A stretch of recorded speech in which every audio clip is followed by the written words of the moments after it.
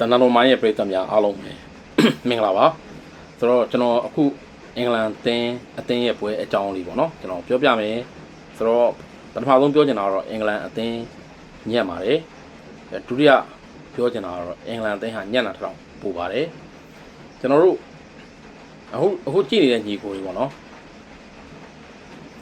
အိမ်တင်ထဲကိုဝင်သွားမယ်အဲ့ဒီအိမ်ကမှောင်မဲနေတယ်အမီးတွေပြတ်နေတယ်မီးပြတ်နေပေမဲ့အိမ်ကြီးအိမ်ကောင်းကြီးဖြစ်တဲ့အတွက်မီးပလက်ခုံတွေအများကြီးရှိနေမယ်အဲ့တော့လူတယောက်ကဝင်လာမယ်ဝင်လာပြီးတော့ဘာလို့မီးမလင်းတာလဲဆိုပြီးတော့ခလုတ်တွေကိုလိုက်နှိပ်မယ်တစ်ချက်နှိပ်တယ်မီးရမလာဘူးပြန်ပိတ်တယ်နောက်တစ်ချက်သွားနှိပ်တယ်မီးရမလာဘူးပြန်ပိတ်တယ်နောက်တစ်ချက်နှိပ်တယ်မလာဘူးပြန်မပိတ်တော့ဘူးနောက်တစ်ချက်သွားနှိပ်တယ်သူအကြံအိုက်နေတယ်ဒီလောက်ကောင်းတဲ့အိမ်ကြီးမှာဘာလို့မီးမလာတာလဲဘာလို့မှောင်မဲနေတာလဲဒါပေမဲ့တကယ်ဖြစ်နေတာကမီးပြတ်နေတာဆိုလိုတာအဲ့တော့လွယ်ပြောရရင်ပြဿနာကဘာမှရှိတာလဲဆိုတာကိုအဲ့ဒီလူကမသိဘူးပြဿနာမီးကလုတ်တွေကိုတစ်လုံးလိုက်နှိပ်နေတယ်မီးရမလာဘူးအဲ့တော့အကြောင်းပြချက်ကခလုတ်တွေကမှပြတ်တာမဟုတ်ဘူးမီးပြတ်နေလို့ပဲဆိုတာကိုမသိဘူးအင်္ဂလန်ကြုံတာအဲ့ဒါပဲအင်္ဂလန်ဖြစ်တာအင်္ဂလန်အသင်းကဂါနာနဲ့ကစားတဲ့ပွဲမှာကျွန်တော်တို့အချီပေါက်ထဲကိုဘောလုံးကိုထိုးထည့်ဖို့ကြိုးစားနေတဲ့သူတယောက်ထပ်တွေးကြည့်အချီပေါက်ထဲကိုဘောလုံးတော့ဘယ်လိုဝင်မလို့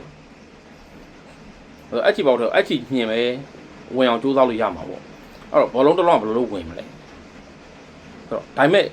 အဲ့ဒါကျကျွန်တော်ကြိုးစားအားထုတ်မှုပိုင်းကိုပြောတာတအားကိုကြိုးစားနေကြတယ်ဒါပေမဲ့အဲ့အချီပေါက်ထဲကိုဘောလုံးတစ်လုံးဝင်အောင်ကြိုးစားနေတယ်ဆိုတော့ဒါအဓိကဖြစ်နေတဲ့ပြဿနာအဲ့ဒါပဲအစီငိုမတည့်တာစီလျော်မှုကိုမရှိတာအဲ့ဒါအင်္ဂလန်ဖြစ်တဲ့ပြဿနာအဲ့ဒါပဲဆိုတော့ကျွန်တော်တို့နေချာတော့မပြောချင်ပါဘူး Thomas Tuchel အတွက်ဒီပွဲကသူ့ရဲ့ philosophy တွေသူ့ရဲ့နည်းဗျူဟာဒီ tactics နဲ့ပတ်သက်ပြီးတော့ရေးထားတဲ့စာအုပ်တွေပြီးတော့သူယူခဲ့တဲ့စုဖလားတွေအဲ့ဒီအကြောင်းမဟုတ်ဒီပွဲကသူ့ကိုယ်သူပဲပြန်ပြီးတော့မေးခွန်းထုတ်ရမှာသူကဒီနည်းနည်းဘယ်လိုခေါ်မလဲဆိုတော့ပြောတာဆိုတာလေးတွေကတော့တော်တော်စားတယ်ပေါ့နော်တော်တော်ဖန်းစားနိုင်စွမ်းရှိတယ်သူလူစားဝင်ကစားသမားတွေကိုသူကနာမည်ပေးထားတယ် Thomas Tuchel ကသူကိုယ်တိုင်ပြောထားတာသူလူစားဝင်ကစားသမားဆိုတဲ့သူတွေက finishers တွေပါတဲ့အဆုံးသတ်မဲ့သူတွေပါတဲ့အဲ့တော့အဲ့ဒီလူသားဝင်ကစားသမားတွေဝင်လာတယ် finishers တွေပေါ့နော်ဝင်လာတယ်သူတို့ဘာကိုအဆုံးသတ်တာလဲအဲ့တော့ကျွန်တော်တို့ဒီပွဲရလက်ကိုပြောင်းသွားစီမဲ့ဂိုးပေါက်ကိုအဆုံးသတ်ခြင်းဆိုတဲ့အလုပ်ထက်ပေါ့နော် Morgan Rogers ဝင်လာတယ် Everett Eze ဝင်လာတယ် Saka ဝင်လာတယ် Rashford ဝင်လာတယ်အစရှိသဖြင့်ပေါ့နာမည်တွေကလည်းတောက်ပနေအလင်းထိန်နေရပဲဒါ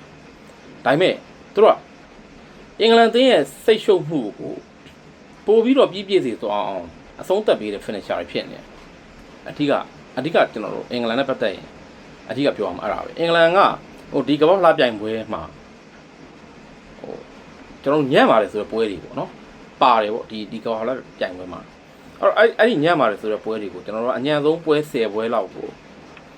တတ်မှတ်လိုက်ရင်ဒီအင်္ဂလန်အသင်းရဲ့ဒီပွဲကလည်းပါနေမှာပဲကြည့်ရတာစောစောမှုမရှိစိတ်ဝင်စားမှုမရှိကိုကရမှာလားမရဘူးလားပထမပိုင်းမှာ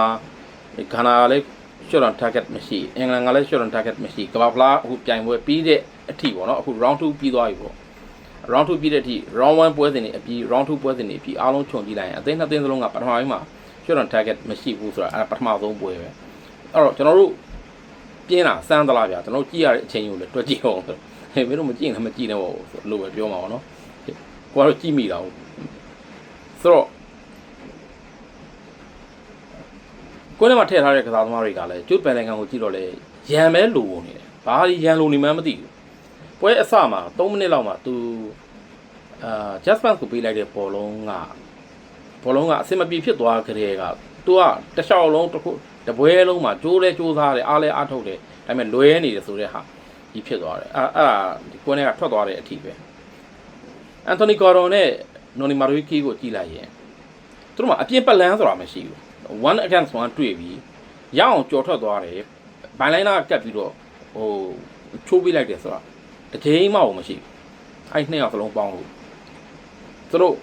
ရင်ဆိုင်တဲ့အခါကျရင်အတွင်းလမ်းကြောင်းကိုဝင်လာတယ်ဝင်လာပြီးဆိုရင်အဆုံးတက်ထိလည်းမရောက်ဘူးဘက်ဆိုပြန်ပေးပြီးတော့အနောက်ကိုပြန်ဆုပ်သွားပြီးနေရာပြန်ဖွင့်တယ်ဆိုတော့ဒါဟာပဲတွေ့ရတယ်အဲ့ pattern ကြီးကိုပဲ repeatedly တွေ့ရတယ်လူပင်ပတ်နဲ့တောက်လျှောက်ဆိုတော့ဒါကြောင့်ကျွန်တော်အင်္ဂလန်ကိုအထင်မကြီးတာပဲကျွန်တော်ကအင်္ဂလန်ကိုကြီးခဲ့တဲ့ Southgate လက်ထက်အခုပြိုင်ပွဲတွေဝင်ခဲ့တယ်အဲ့အသင်းတွေတော့ကျွန်တော်အထင်ကြီးသေးတယ်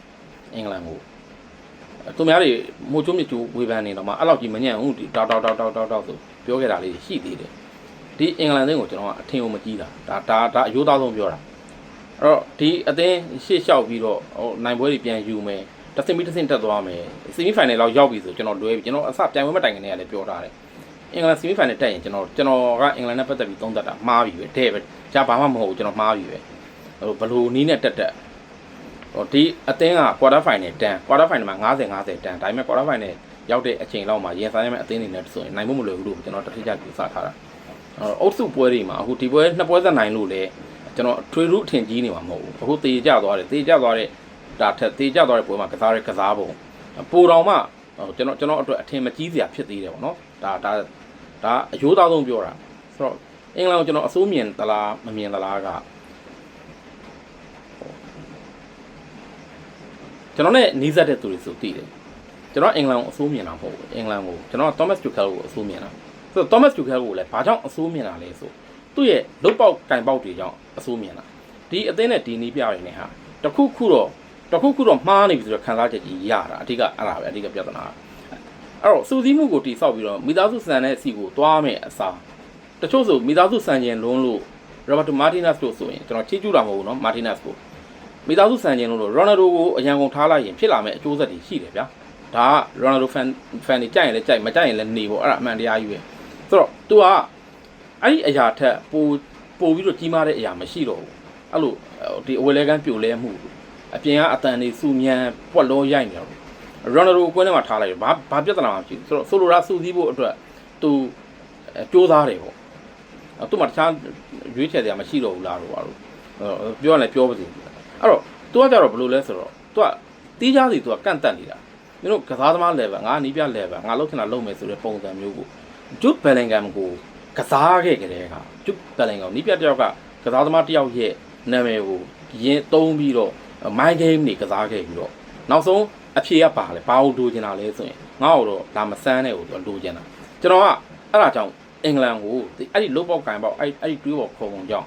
Thomas Tuchel ရဲ့နီးဗျူဟာတွေကြောင့်ဘာတွေကြောင့်ညာတွေကြောင့်မဟုတ်ဘူးအဲ့ဒါကြောင့်အင်္ဂလန်ကအဆင်မပြေဘူးထင်တာအဲ့မှာလူရွေးချယ်လိုက်တဲ့အခါကျတော့ပိုဆိုးသွားတယ်အခုရှင်းပြောရင်ခိုးပါမှာခြေသွားမပြနိုင်ဖိုဒန်ခြေသွားမပြနိုင်โอเคပြီးခဲ့တဲ့ຢာဒီမှာ Glenn Hoddle အင်္ဂလန်ဝါရင်ပရိသတ်တွေကြားဘူးလိမ့်မယ်နော် Glenn Hoddle အင်္ဂလန်လူရင်းနီးပြဟောင်းမယ် Chelsea နီးပြဟောင်းမယ်ကျွန်တော်တို့ Chelsea ကိုစကြိုက်တဲ့အချိန်မှာသူ့လက်ထဲမှာပေါ့နော် Glenn Hoddle လို့ပါရမီရှိတယ်မှန်းဆခတ်တယ်ပြီးတော့ Gaspani လို့ပါရမီရှိတယ်မှန်းဆခတ်တယ်အဲ့ဒီ Gaspani တို့ Glenn Hoddle တို့ level မျိုးကျွန်တော် Cole Palmer နဲ့ Foden ကိုမြင်လို့မရပါဘူးအဲ့ဒီကစားသမားတွေကအဲ့ဒီနေပါရှိတယ်လို့တော့ပြောလို့ရတယ်သူတို့ကမထင်သလိုတရားစီလုံးဖွတ်နေပြီးတော့ပြိုင်ပွဲကြီးကြမှာမထင်တာကြီးလုံးပြတတ်တဲ့ဇယိုက်လက္ခဏာလည်းရှိကြတယ်ဂိမ်းမှာတေးရှင်ဂျင်းနဲ့ချက်ထဲရောက်တဲ့အချိန်မှာဘာမှမဟုတ်တဲ့ဒီအနှွဲ့အနှောင်းလေးတစ်ခုနဲ့ဖက်ဘတ်ဆိုတချို့ဟိုဒတိုင်းတွေကိုဖြိုချနိုင်တဲ့တော့တစ်ချောင်းလည်းဖြစ်တတ်တယ်အဲ့လိုကစားသမားတွေပါမလာဘူးတေးရှင်အခုလိုဂိုးလိုတဲ့အချိန်မှာအင်္ဂလန်ဟာတောင်းငံပေါ်ဘယ်နှကြိမ်အောင်ရတယ်လဲအားလုံးတွေ့တဲ့အတိုင်းပဲအဲ့တော့ Harry Maguire လိုကစားသမားပါမလာဘူးဆိုတော့လက်နက်အစုံပါမလာဘူးဗျလွယ်လွယ်ပြောရင်သူရွေးချယ်ထားတာတပေါက်တည်းပဲအဲ့တပေါက်က athleticism ပဲမိကစားနေရမယ်လှုပ်ရှားနေရမယ်ကစားနေရမယ်လှုပ်ရှားနေရမယ်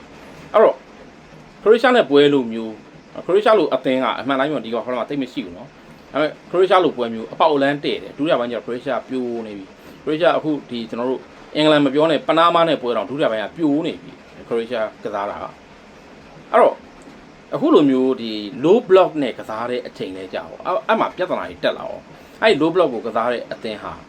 ာစုစုစည်းစည်းနဲ့ခိုင်ခိုင်မာမာလေးရက်တီကစားနေပြီဆိုအင်္ဂလန်ကအတိတ်ပဲမရှိတာတွေကိုဆွတ်ဆက်လုပ်တော့တာပဲဆိုတော့အန်တိုနီဂေါ်ရန်ဘာလုပ်လို့မရအောင်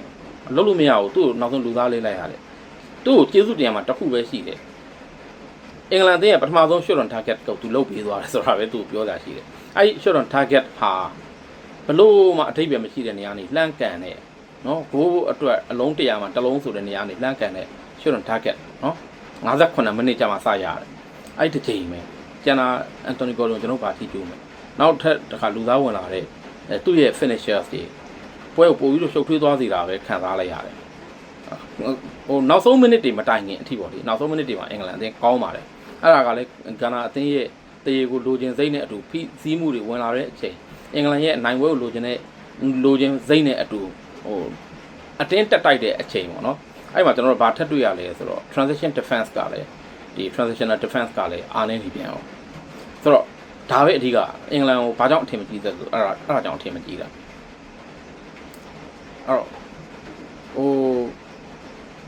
တင်တစ်လို့အသင်းမျိုးတို့ဘယ်လိုရင်ဆိုင်မလဲတွေးကြည့်လို့တော့မရအောင်စပိန်လိုအသင်းမျိုး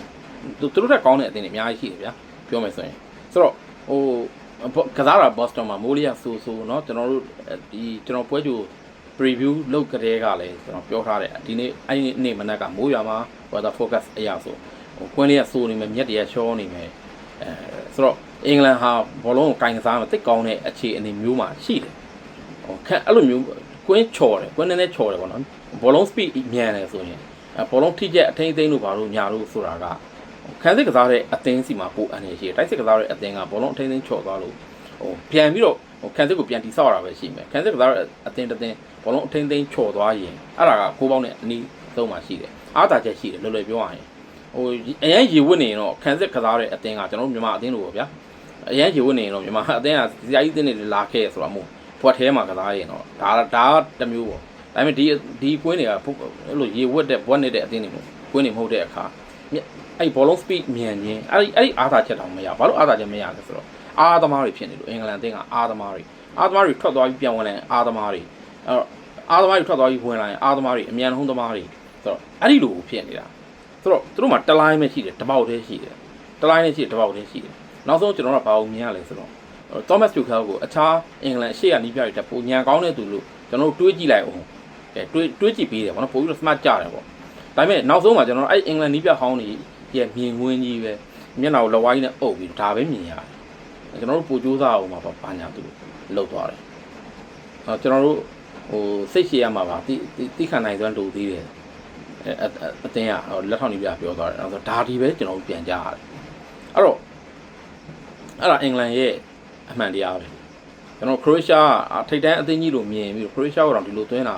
ဆိုပြီးတော့ဟိုသောမတ်ဂျူကာပြောတဲ့ဘာမင်ဂမ်မှာ BR တောက်နေကြပြီလို့ဘာလို့ကလည်းအခုအဲ့လူတွေလည်း movie အိပ်ပျော်သွားပြီလို့ပဲပြောရအောင်အဲ့တော့အင်္ဂလန်ညံ့လာထောင်ပိုတယ်ဘာကြောင့်လဲဆိုတော့ဟို quality မရှိလို့တယ်မကပဲနဲ့အင်္ဂလန်ရဲ့ဟိုစိတ်ယောဂဟောင်းတစ်ခုကျွန်တော်တို့ပြန်ပြီးတော့မြင်ရလို့သူတို့ကိုယ်တိုင်လည်းသိလို့ low block နဲ့တွေ့ရင်စိတ်ရှုပ်တတ်တယ်အဲ့အလေကြောတွေကနေပြီးတော့အချီပေါက်သေးကိုဟိုဒီဘောလုံးထဲသလိုစူးစမ်းနေတယ်pass တွေအစမပြတ်ပေးနေရင်းနဲ့ဟိုပထမအပြီးမှာဂါနာတသင်းလုံးရဲ့ pass က89ကြိမ်အင်္ဂလန်ကန်စစ်ကဒီ console တူရဲ့ pass က83ကြိမ် level ပဲထားအင်္ဂလန်ဒီ console နဲ့အဲ့ console 83ကြိမ်ဘာထိုင်လုံးနေတာလဲအဲ့ဒီ pass တွေဘာကြောင့်အဲ့လောက်အများကြီးသူတယောက်ပေးနေအဲ့ဒီ pass တွေကိုပေးနေတဲ့သူက rise ဆိုရင်တော့အင်္ဂလန်ကစားတာကောင်းတယ်ဆိုတော့ literally ကောက်ချက်ချလို့ရတယ် console ကကန်စစ်ကနေပြီးတော့ pass 89ကြိမ်83ကြိမ်ပေးတယ်ဆိုပထမပိုင်းတစ်ပိုင်းပဲနော်ဆိုရင်အဲ့အသင်းဘာလုံးနေတာလဲဆိုတော့အဲ့ဒါအရန်သိတာသွားပြီသူတို့ရှေ့ line ကိုတက်လာမယ် low block ပိတ်ထားတဲ့သူတွေဝမ်းရံထားမယ်ဝမ်းကြီးပတ်ဒူဝေကစားနေမယ်ဒါပဲ